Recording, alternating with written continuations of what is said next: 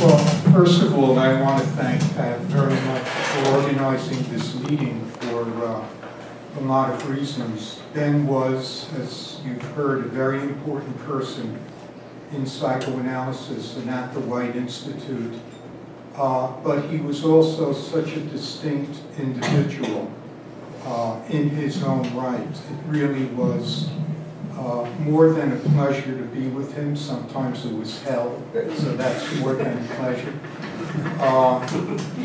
And a couple of things just immediately in response to what's already been said. He could be moved. He wasn't always stubborn and a rock. I remember once in a session with him, we were talking about having children. He and I together, of course, but more specifically about myself. And I brought up the fact that Ben didn't have children.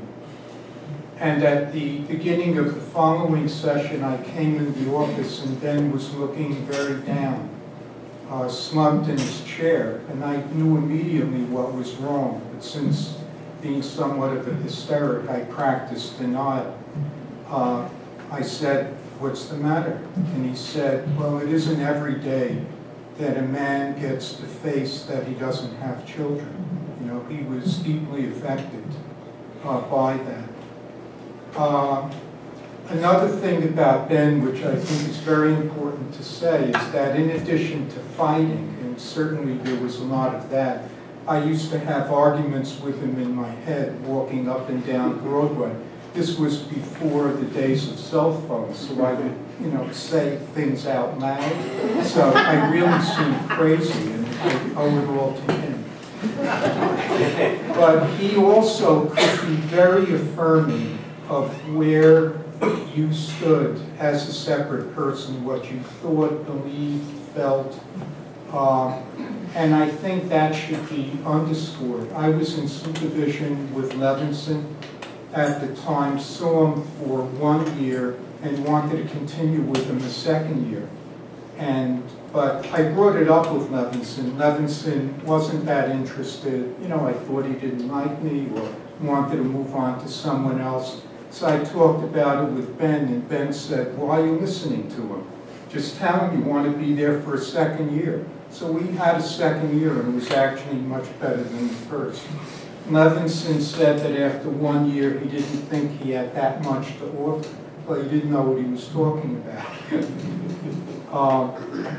But I came into analysis with Ben, entering the psychoanalytic world in this odd way. I came straight from the toll lanes at the Holland and Lincoln tunnels, where I had worked for about 3 years. So it was an unusual route into psychoanalysis, except I had experience with tunnels since I was inside sometimes too.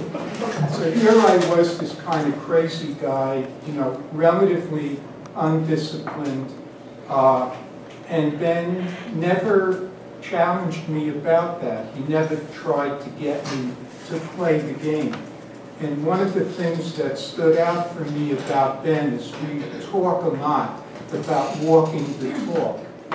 And when we say that, it occurred to me you can do that from a conscious standpoint to try to actually act in a way that you're talking about. But the way we talk is something we have already formulated. I think what Ben did was actually also the opposite. He talked the walk. And by that I mean Ben came largely from his own unconscious, at least during sessions.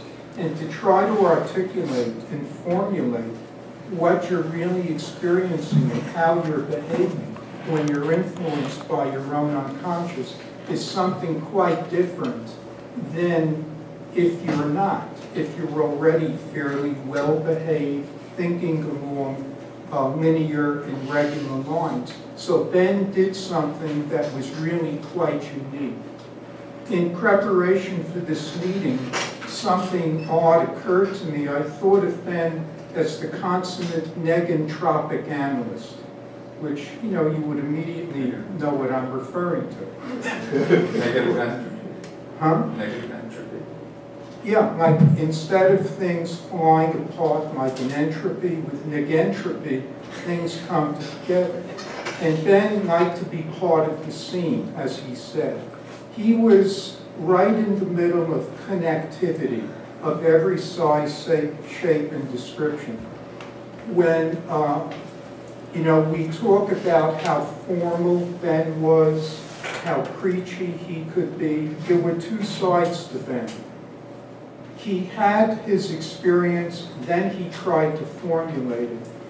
But when you work with him clinically, he was always in the middle of an experience, whether it was out loud or very quietly.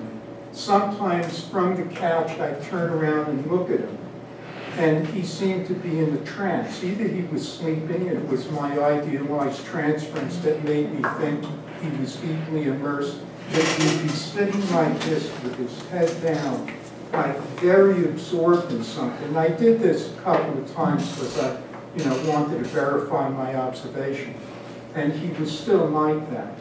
So he was a guy who, when he expressed himself, did so fully.